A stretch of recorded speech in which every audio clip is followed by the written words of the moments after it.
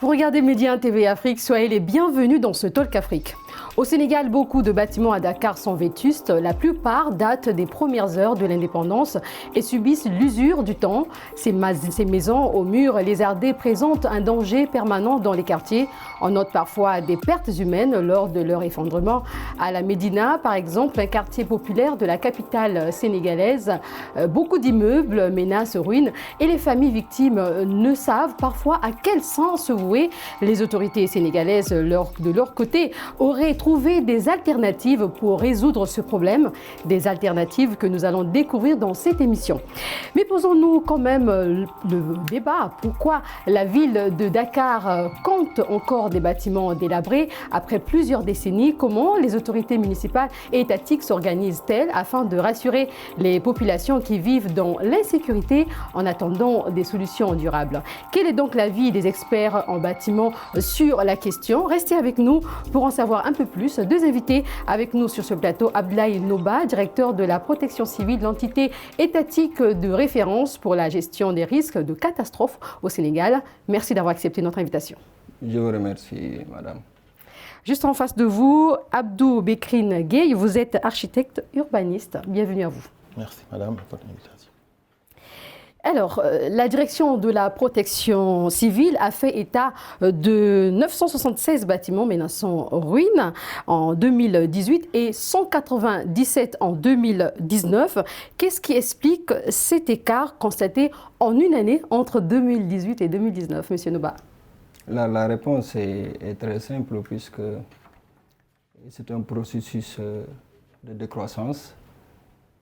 La commande a été faite de recenser les bâtiments menaçant en ruine à une année donc précise, et à partir de ce moment, les autres années qui suivent, et bien entendu le nombre doit décroître. Il faut dire, comme vous l'avez dit, c'est des statistiques qui datent de 2018-2019. Cette année, nous sommes en train de préparer l'élaboration du rapport 2020. Et à partir de ce moment, nous saurons donc si ce nombre a augmenté ou bien a baissé. Alors, Monsieur Gueye, vous l'avez entendu parler tout à l'heure, Monsieur Noba a parlé de cet écart constaté en une année entre 2018 et 2019. Qu'est-ce que vous en pensez justement? Bon, je pense que cet écart est tout à fait normal parce qu'en 2018, comme l'a si bien dit M. Noba, l'État a pris, comme on appelle, le taureau par les cornes.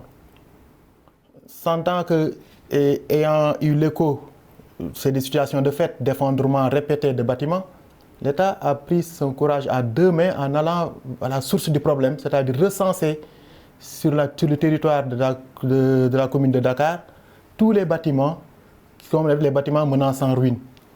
C'est vrai que si cette action a été initiée en 2018 et qu'on trouve ce chiffre effarant en 2018, bien entendu, en 2019, on doit avoir un processus de décroissance parce que compte tenu de l'effort qui a été fait. Moi, je vais revenir un peu sur l'entame de votre propos, à savoir sur l'origine de la vétusté de ces bâtiments. Cette origine n'est pas uniquement liée à l'ancienneté des bâtiments. Bien entendu, l'ancienneté, c'est le processus normal du cycle de vie d'un bâtiment qui va atteindre son âge de vieillesse, d'autant plus que l'entretien souvent fait défaut. Mais il y a aussi une autre part de responsabilité qui est liée à la mauvaise qualité de certaines constructions. Qui font que des bâtiments... On va y revenir justement. Parlons d'abord du rapport d'activité 2020, nous sommes en 2021. Monsieur Noba, est-ce que le rapport a été publié? Le rapport n'a pas encore été publié pour une raison évidente, puisque le rapport prend en compte les activités menées durant l'année civile, donc du 1er janvier 2020 au 31 décembre 2020. Nous sommes en train de compiler les informations qui nous sont transmises par les acteurs de protection civile, puisqu'il faut préciser que ce rapport va adresser les activités. les activités menées par l'ensemble, pour l'essentiel des acteurs de protection civile, aussi bien au niveau national, c'est-à-dire les services de l'État, et également les entités territoriales. Il faut dire qu'à ce niveau, avec l'approche territoriale, avec la politique de l'État de territorialisation des politiques publiques, il y aura une part prépondérante des activités qui sont menées au niveau déconcentré. Chaque année, le Sénégal, à l'instar des pays membres de l'Organisation internationale de protection civile, célèbre la journée mondiale de protection civile. C'est toujours le 1er mars. Et c'est toujours l'occasion de lancer, de publier ce rapport. Cette année, pour ça a été toujours comme ça ou bien c'est un changement? Généralement, c'est ça. Maintenant, cette année, pour une raison objective liée à la gestion de la pandémie, nous n'allons probablement pas organiser une manifestation d'une certaine envergure, mais dans tous les cas, d'ici quelques semaines, nous pourrons donc mettre à la disposition des autorités et du public ce rapport d'activité. Monsieur Gueye, le Code de l'urbanisme dit clairement que nul n'a le droit de construire ou d'apporter une modification sans aucune autorisation administrative signée par le maire et approuvée par le préfet. Est-ce que cela est réellement respecté? Bon, bien entendu, si ce n'est pas réellement respecté, en grande partie, l'acte de bâtir est régi quand même par ces textes-là, ces textes législatifs et réglementaires. Mais je pense qu'il faut interroger cette réglementation à deux niveaux. Il y a le niveau de l'autorisation de construire qui définit un peu le respect de la constructibilité du terrain, et il y a le niveau du code de la construction qui détermine vraiment les notions de qualité de construction, de durabilité, de fiabilité et de sécurité des constructions. Un bâtiment, il y a les services de l'État, peut-être ils ont les moyens qu'ils ont. Quand quelqu'un construit sans autorisation de construire, il y a plusieurs services qui interviennent. Il y a la DESCOS, la Direction de surveillance de l'occupation des sols, la DESCOS. Il y a les services de l'urbanisme et il y a l'inspection générale du bâtiment. Mais vous savez, les constructions pullulent tellement dans Dakar qu'ils ne peuvent pas couvrir sans moyens conséquents tout le territoire dakarois. Et je pense que c'est ça qui fait qu'il y a certains opérateurs qui passent entre les mailles du filet. Mais pour vous rassurer, toutes les opérations essentielles qui s'inscrivent dans un processus de qualité quand même prennent le soin, ne serait-ce que pour les besoins d'un financement, parce que les banques ne financent pas, les institutions financières n'interviennent pas dans un cadre où l'autorisation de construire n'est pas obtenue. D'ailleurs, c'est une condition même de mise en place du crédit. Donc, je pense maintenant c'est de plus en plus difficile de construire sans autorisation de construire, parce que vous m'excusez de la répétition, parce qu'il y a les organes de l'État qui sont de plus en plus outillés, même s'il y a un effort conséquent quand même à faire pour les doter davantage de moyens pour qu'ils puissent jouer leur rôle, parce qu'il y va de la sécurité des populations. Et par rapport à cela, justement, puisqu'on parle de l'État, que doit faire l'État justement pour aider ces personnes? Probablement, il y aura des autorités qui ont la voie la plus autorisée pour apporter des réponses idoines par rapport à votre question. Mais dans tous les cas, comme l'a dit M. Gueye, le Sénégal est un pays organisé. Et il y a un dispositif juridique qui est là. Il l'a rappelé tout à l'heure et vous l'avez même indiqué dans votre propos. Nous avons un arsenal juridique qui est là avec différents codes, avec des responsabilités qui sont sérieuses à tous les niveaux, aussi bien au niveau technique avec les services de l'État et au niveau également territorial et au niveau des élus. Il faut dire que les élus ont une part prépondérante dans le dispositif d'autorisation, puisque comme nous le savons, c'est l'élu, le maire, qui approuve, qui autorise, et c'est l'autorité administrative, en l'occurrence le préfet de département, ou bien le sous-préfet d'arrondissement qui autorise, qui approuve l'acte administratif. C'est pour dire qu'en réalité, sur le plan juridique et institutionnel, tout à l'heure M. Gueye l'a rappelé en termes d'existence de services de l'État, sur le plan juridique et institutionnel, et quand même le dispositif est là, est assez éprouvé, et c'est des ressources humaines de qualité qui animent ces services de l'État. Bien entendu, il faut approfondir la réflexion, puisque c'est une situation le Sénégal n'est pas un pays isolé. C'est une situation qu'on trouve dans d'autres pays, un peu partout à travers le monde, mais dans tous les cas, comme que c'est une mission régalienne de l'État de protéger ses citoyens, il faut que dans tous les cas, il faut réfléchir de manière approfondie à partir des différentes composantes. Nous, en tant que protection civile, nous pouvons apporter notre contribution. D'autres services de l'État peuvent faire de même, et également d'autres acteurs, notamment l'ordre des architectes et d'autres acteurs Vous parlez de réflexion. Qui y contribuent. J'aimerais bien qu'on aborde les stratégies mises en place par l'État, puisqu'aujourd'hui ces bâtiments sont là, à Médina et même dans d'autres quartiers. Médina, c'est un quartier populaire de Dakar, je le disais à l'entame de mes propos. Il y a également d'autres quartiers. Quelles sont les stratégies que l'État a mises en place pour essayer de résoudre ce problème? Il faut d'abord qu'on donne une définition de la stratégie. Et ce que je peux vous dire en termes très concrets, et c'est de mon ressort, de ma responsabilité, ce que nous avons fait sur commande des autorités, c'est que nous avons procédé à un recensement de ces bâtiments menaçant ruine. Et à partir de ce moment, un diagnostic a été fait.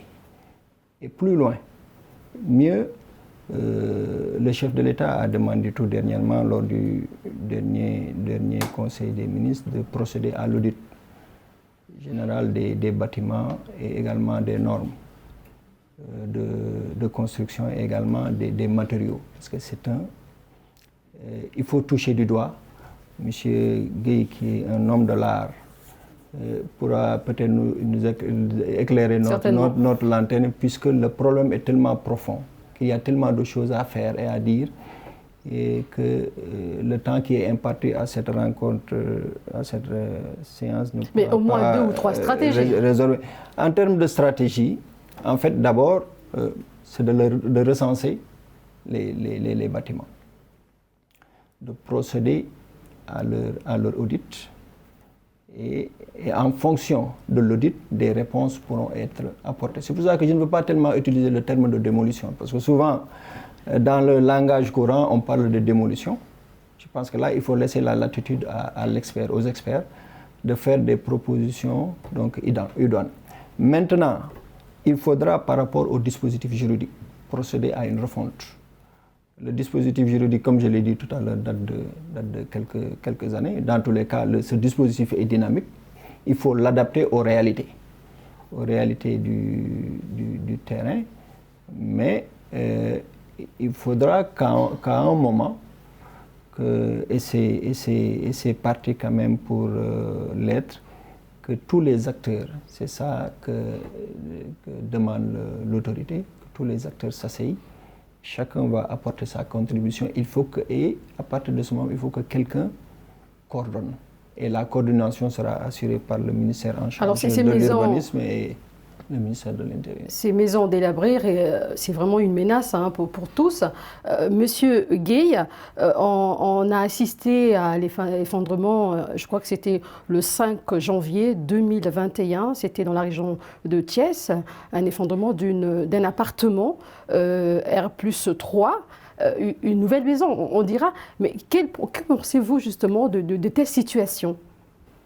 Bon, c'est vrai, je ne vais pas parler spécifiquement de ce problème parce que n'étant pas mêlé de près à ça et ne sachant pas qu'est-ce qui est réellement arrivé, je pense que l'enquête va nous édifier sur ça.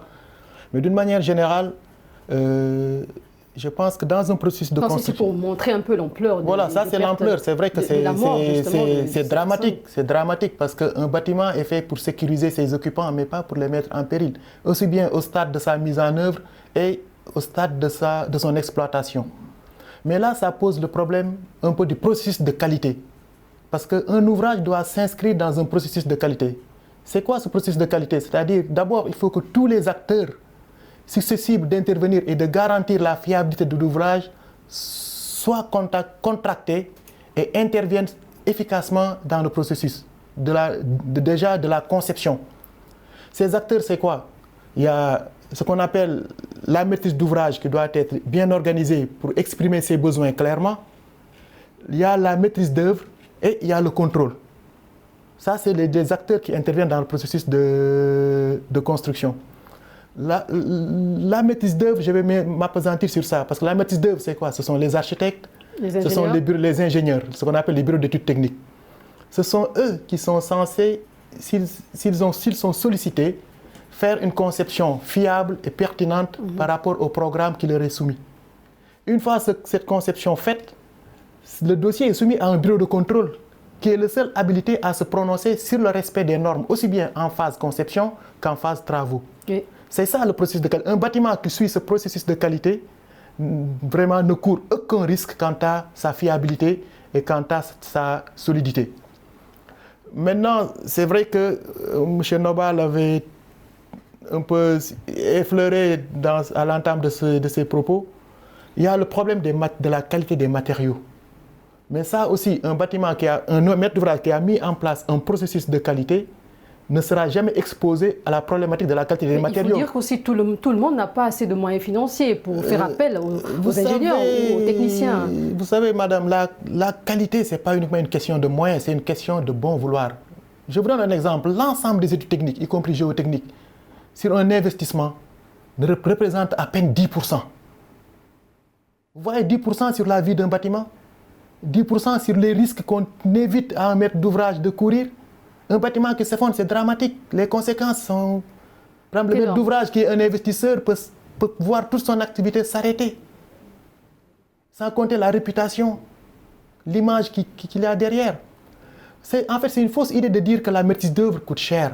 Parce qu'au Sénégal, on a quand même... C'est une réalité. Au Sénégal, on a quand même une législation. Vous savez, par exemple, quand la maîtrise d'œuvre est sérieux en fonction des types d'opérations. Quand vous faites une opération d'habitat social, le niveau des honoraires sont plafonnés. Et ça n'impacte pas le coût. Ça n'impacte pas forcément le coût de l'ouvrage. Un maître d'ouvrage vraiment qui veut faire des immeubles d'un certain niveau, quand même, le minimum, c'est d'avoir les moyens de garantir la fiabilité de son opération. C'est comme quelqu'un qui contracte un crédit, on lui demande une assurance pour au cas où il y ait des problèmes qu'il soit couvert. Les techniciens et les spécialistes sont là pour garantir la fiabilité et la sécurité de bout en bout du processus de réalisation d'un ouvrage. D'accord. Et je pense qu'un autre aspect, qui est très important, oui, et sur lequel l'Ordre des architectes et tous les acteurs étatiques travaillent, c'est la sensibilisation des gens.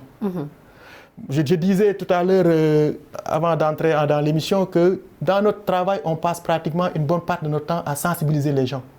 Pour quelqu'un qui sort de nos cabinets, soit au moins édifié sur ce qu'il attend, sur les risques auxquels il doit se prémunir et sur le processus qu'il doit mettre en place pour garantir son investissement.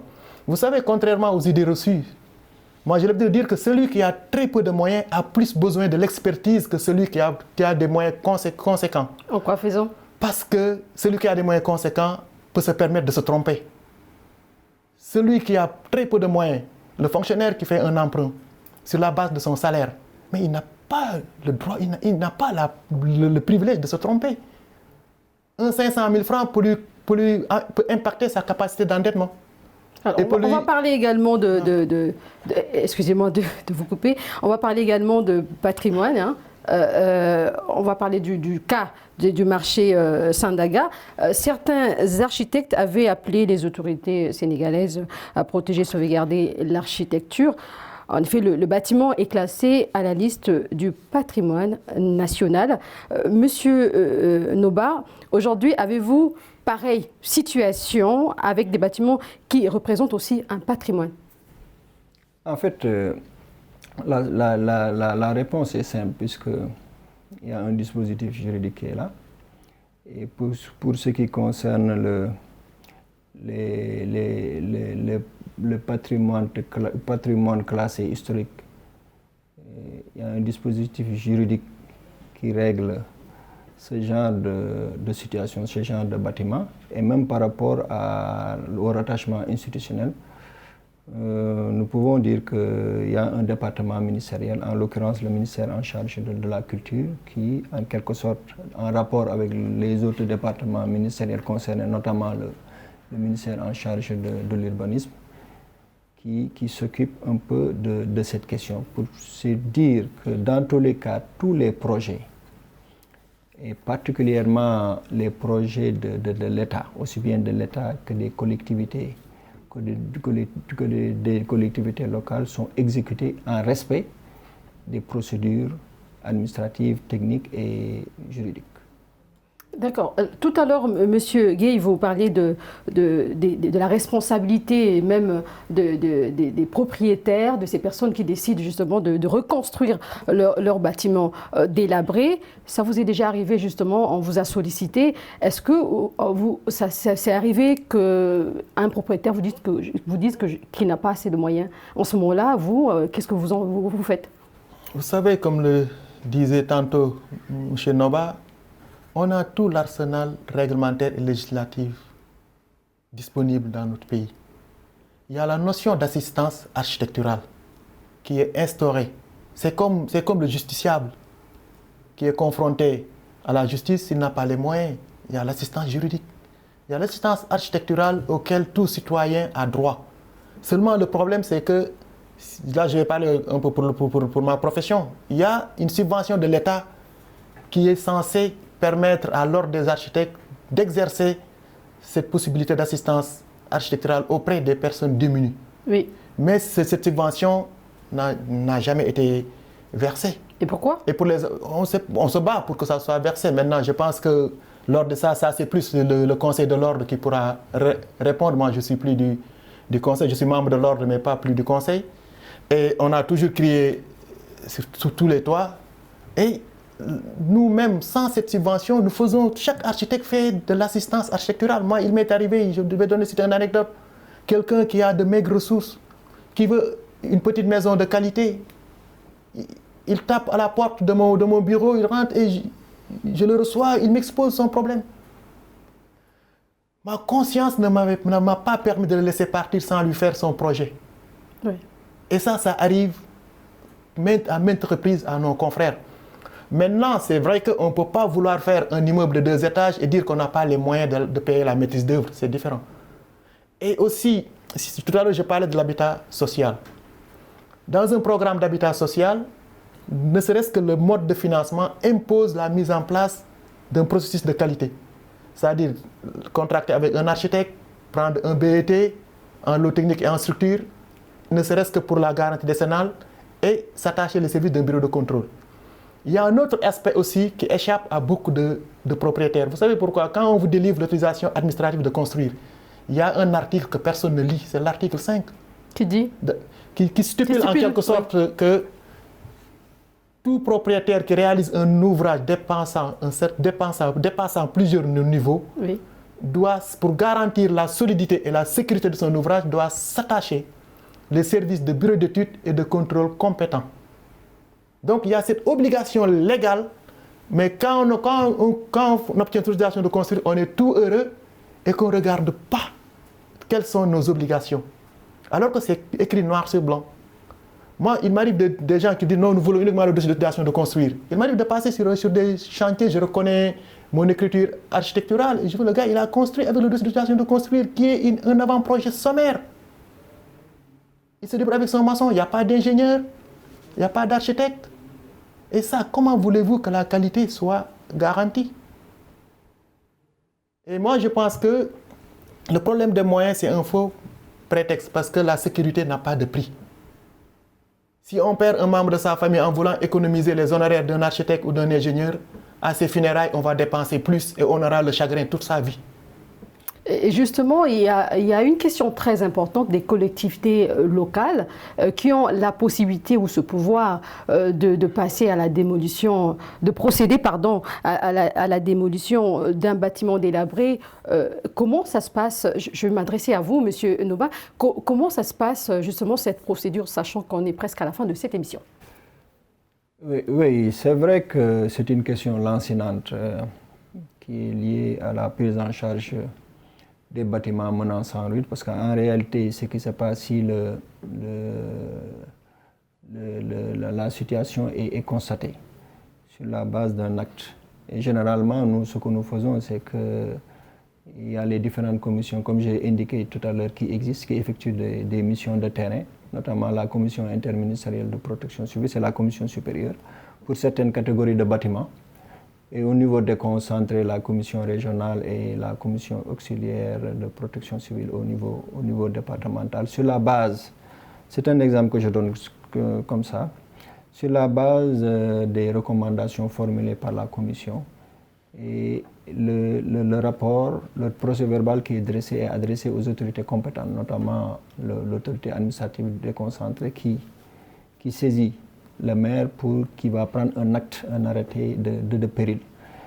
Et là, il faut dire que la réflexion va peut-être se situer à ce niveau. Il faut faire une précision par rapport à la démolition éventuellement de ces bâtiments menaçants en ruine, parce que normalement, c'est du ressort du propriétaire. Mais toujours, les gens pourraient vous arguer qu'ils ont des difficultés à exécuter l'acte. Et à partir de ce moment, l'État ou ces collectivités locales se substituent. Maintenant, en retour, le propriétaire peut être poursuivi. Et ça, c'est schématique. C'est le dispositif juridique qui est rappelé. On se rend compte, comme vous l'avez dit tout à l'heure, par rapport à la recrudescence, il faut même relativiser le terme et même au nombre de bâtiments menaçants en ruine, parce que moi j'ai l'habitude de dire, dans ce pays, on a combien de bâtiments? Ça peut être une échelle, un indicateur. Le Sénégal, comme nous le savons, en 1960, il y avait 3 millions d'habitants.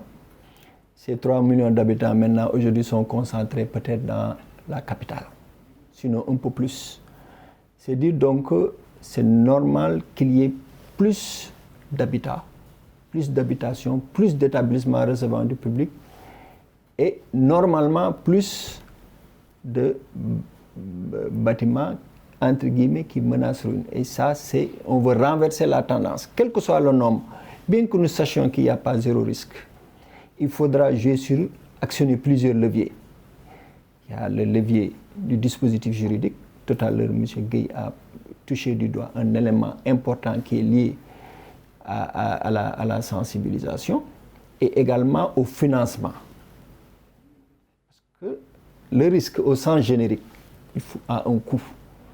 Et ensemble, l'État, ses partenaires, les partenaires sociaux, les partenaires techniques et financiers, je pense que c'est de la volonté de l'État de s'asseoir autour d'une table pour mettre donc autour de cette table tous ces éléments. Cette question de financement, elle est très pertinente, mais nous sommes arrivés à la fin de cette émission. Merci beaucoup, Monsieur Abdaï Noba. Vous êtes directeur de la protection civile, l'entité étatique de référence pour la gestion des risques de catastrophe au Sénégal. Merci. Merci beaucoup, madame. Également, Monsieur Abdou Bekri Gueye, vous êtes architecte, urbaniste. Merci à vous. Merci. Merci à vous qui nous suivez de partout. À très bientôt sur Média TV Afrique.